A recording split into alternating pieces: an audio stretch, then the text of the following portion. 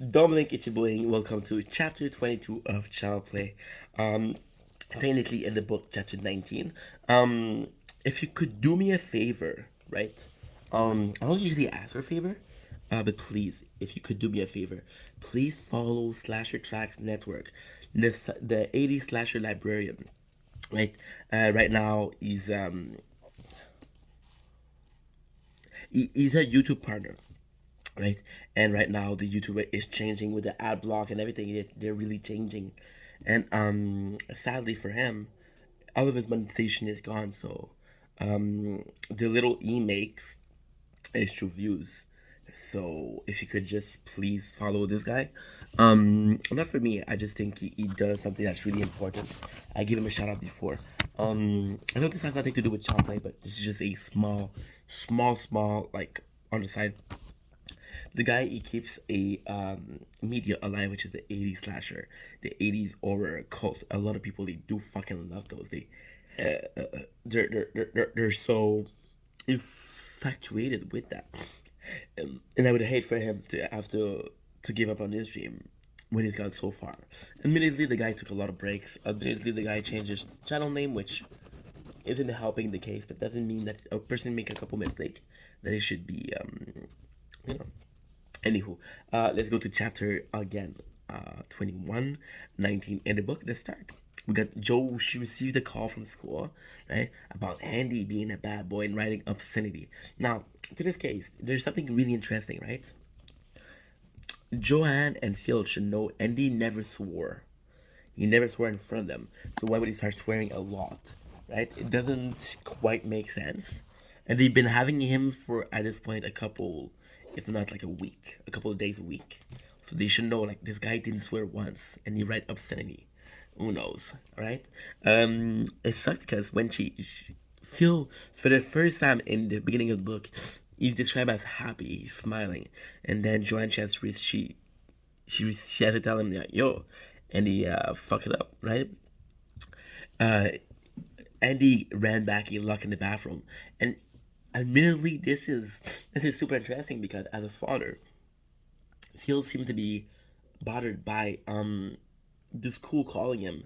They seem more bothered that Andy locked himself in his bathroom because we remember that a couple of chapters ago he locked himself in his bedroom and now he locked himself in the bathroom. So it's again we're seeing things, we're repeating things, but in the case of Andy, it just goes to aggravate. Feels like yo, we've been there, bro. We've been there a couple of days ago, not a month ago, not a year ago, a couple of days ago. What you doing, right? And then feel regret having Andy, which understandably, like I don't think Andy's a bad kid.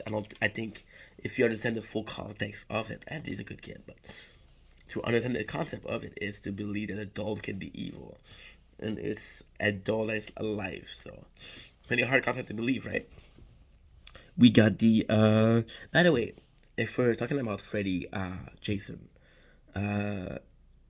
Chucky pray like to a god that's not real. They should totally, if they want to merge a situation, if they want to merge the what should we call it, um, the universe, they could use that god. By the way, again, I'm taking a lot of break from this video. I don't have a lot, so if I want to make a video, where I can take not necessarily break, but take say what I want to say is this one. Child play Chucky, very own Charles Lee Ray, joined DBD yesterday. So yeah, excited about that. Get the bathroom, having Andy. I feel like taking a serious tone, but Andy, you won't leave. He's super afraid. And again, I said I was talking about how Chucky knew where Andy lived, and how Chucky knew where Andy went to school. And what could he do? Well, locking the door is as good as anything, right? Um, Leaf tries to reassure. Phil tries to reassure, right? We got Kyle, she's watching. And this time, usually when Kyle, she's watching, you can kind of tell that she's annoyed with Andy, but this time they don't say that she's annoyed. And we know that she was worried. Is she worried about Andy? Constantly locking himself up. Is she starting to believe, not Chucky as alive, but that Andy has some trauma, possibly? Phil gets more serious. He's talking more and more serious. Andy opened the door, right? And it's a big deal for Andy. It's not clear if it's out of trust or out of fear. I see a little bit of both, right? We got the Andy opened the door. Phil asked, "What's up?" I wrote "Sup, bro," because I didn't want to say, "Oh, what's up?" And he tells crazy truth that Chucky followed him to school, and as soon as it began, Phil's like shaking his head, like not again, right? So, admittedly, what Phil says, so fucking good. Hold him, Phil already shaking head, and he ran home. Then Joe said the teacher called, and he explained why did you write the obscenity, right? Why did you write what you wrote?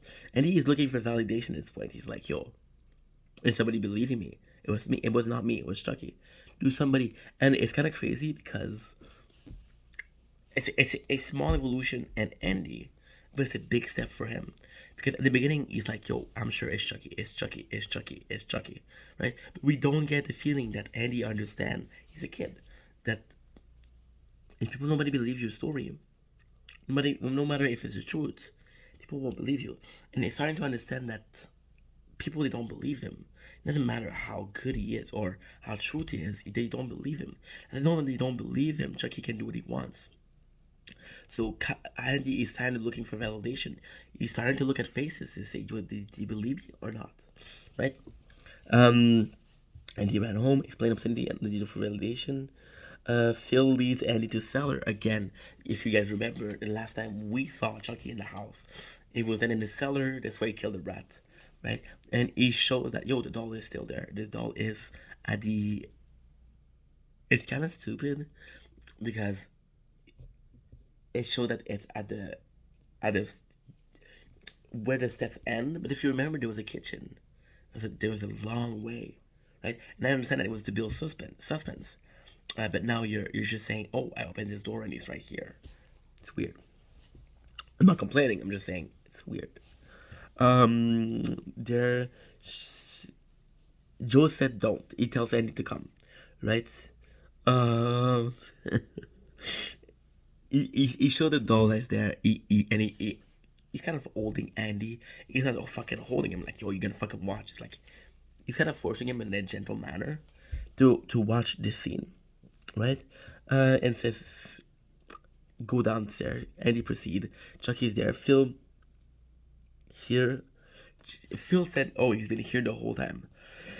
This is Tommy. I bought him a year ago, right? And admittedly, what Phil is doing here is the right thing. Understanding that Andy is afraid. And the more we know to Phil, he might not be as nice as Joe, but he's a nicer asshole. He's a nice asshole. And I just said I said, oh yeah, he's a nice asshole, but he is a nice asshole. Like, yo, the first time he threw Chucky in the cellar, it's like, yo, he's here. He's not gonna move. We're gonna knock the door. He's not gonna be here. If you cannot see him, you're not gonna be afraid. Right? And this time he actually takes the time to say, hey, this is Tommy, dude. Bought him last year.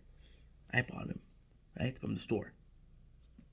You don't have to be afraid. His name is Tommy, which technically is true, but then again, gently says, open the door, and they proceed. She's Tommy about a year ago. The whole time, Andy is crying, right? So you can tell again, Andy.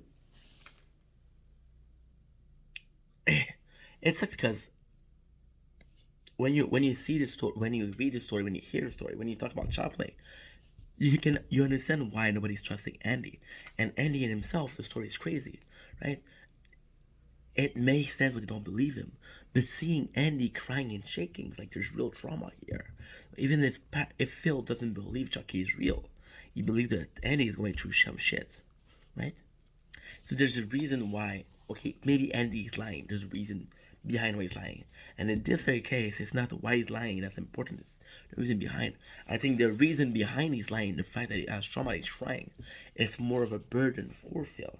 I think it's a burden at all. No, but we know the truth. We know that Chucky is real, right? And spoiler alert.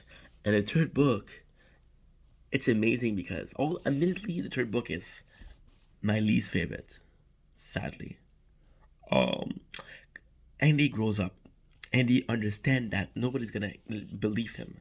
He's like, nobody's gonna believe me. I'm gonna fuck Chucky up myself. So you're gonna have this badass Andy, which is great. So the first movie was about establishing Chucky as a character. It was about Andy establishing Chucky. The second movie is about Chucky. The second movie is we get the backstory about Charles Lee Ray. Third movie is about Andy again because we get to see his girlfriend, we get to see his love interest. It's a really cool story. I'm gonna be reviewing it on this channel. I can't find the first audiobook. I'm sorry. Trying join Phil in the bedroom. Phil he had enough, of course. He doesn't want Andy anymore. He wants the boy gone, right? Says Andy got serious issues. And Joe tell him to stop pretending like he ever gave a fuck. And admittedly, it's a kind of a shitty situation because you do understand where Phil is coming from. You understand where Joanne is coming from. But in this case, Joanne it's not necessarily about Andy. It's about Phil. And she tells him, stop pretending you never give a shit about the kid we bring in. Right? And it goes to show that Joanne, she's not necessarily angry per se at Phil. But there's unspoken feelings there. So there's a bit of anger. And the fact that she's pushing to keep Andy is possibly to say to Phil, like, yo, it's my decision. You might not care, but I do. Right? And that is something completely different. So this is it for today. This is for the episode. As always, I love you guys. Take it easy. I hope you guys are gonna have a nice evening, a nice day. Whoever you are, wherever the fuck you are, be weird, be yourself. Fuck you, but have a nice day. Peace.